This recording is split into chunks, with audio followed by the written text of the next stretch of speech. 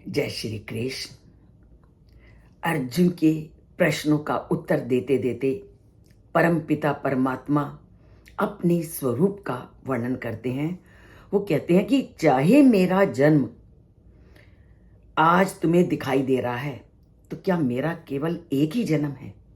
वो कहते हैं कि मेरा अनेक जन्म है, मैं अनेक बार उत्पन्न हुआ हूं और अनेकों बार उत्पन्न होकर के मैंने इस धरती को लोगों के अत्याचारों से मुक्त किया है।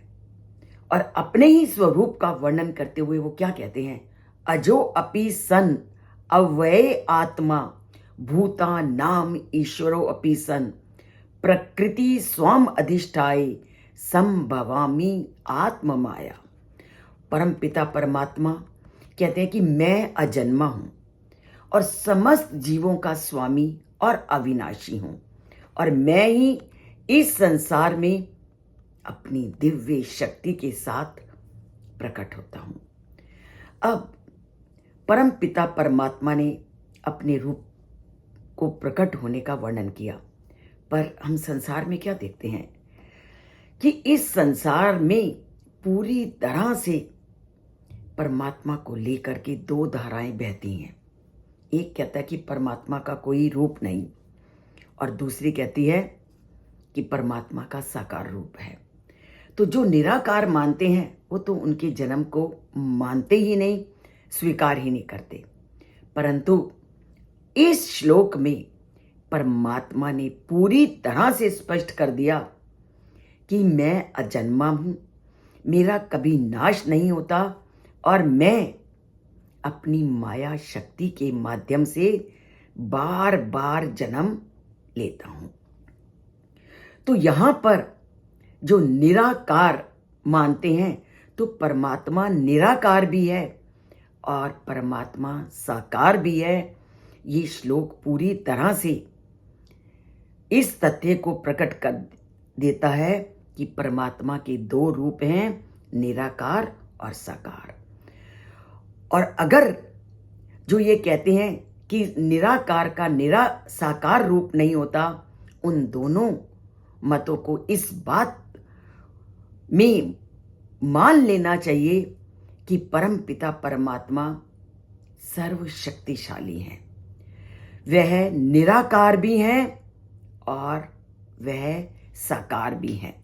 अब जैसे कोई कल्पना करता है कि भगवान का साकार रूप नहीं है, तब इसका ये अर्थ निकला कि वह व्यक्ति के रूप में भगवान को सर्वशक्तिशाली नहीं मानता। इसलिए यह कहना कि भगवान निराकार है, यह एक अधूरा कथन है। अन्य शब्दों में हम यह कहना है कि साकार रूप में प्रकट होते ही है और उनका कोई निराकार रूप नहीं है, तो ये भी अधूरा सत्य है। सर्वशक्तिमान परमात्मा के साकार और निराकार दोनों रूप हैं, और इन दोनों ही रूपों का हमारे ग्रंथों में वर्णन मिलता है। और बृहद आरण्यक उपनिषद में तो परमात्मा के दो रूपों के प्रकट होने का पूरी तरह से वर्णन है। और बृहद आरण्यक उपनिषद में कहा है, द्वे वाव ब्रह्मणो रूपे मूर्तम च एव अमूर्तम च, कि उस परम पिता परमात्मा के दो रूप हैं, एक साकार और दूसरा निराकार।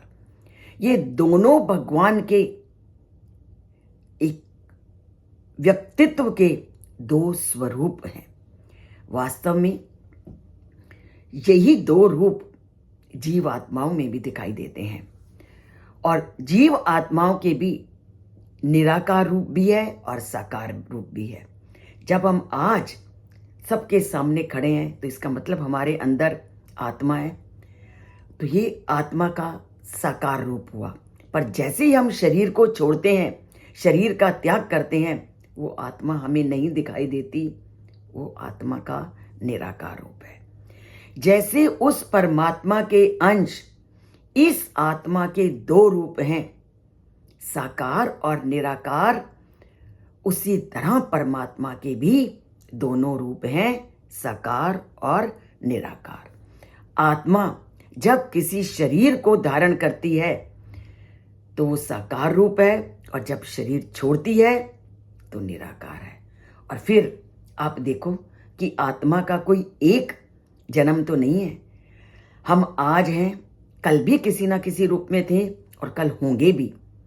तो ये जो आत्मा के हम अनेक रूप देखते हैं, तो इस बात को मानते हैं कि आत्मा का भी साकार और निराकार रूप है। तो उस आत्मा का परमात्मा के साथ संबंध होने पे तो उसके भी तो फिर दो रूप हैं, साकार और निराकार।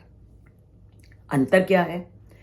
अंतर केवल इतना है कि आत्मा का क्षेत्र सीमित है और परमात्मा का असीमित।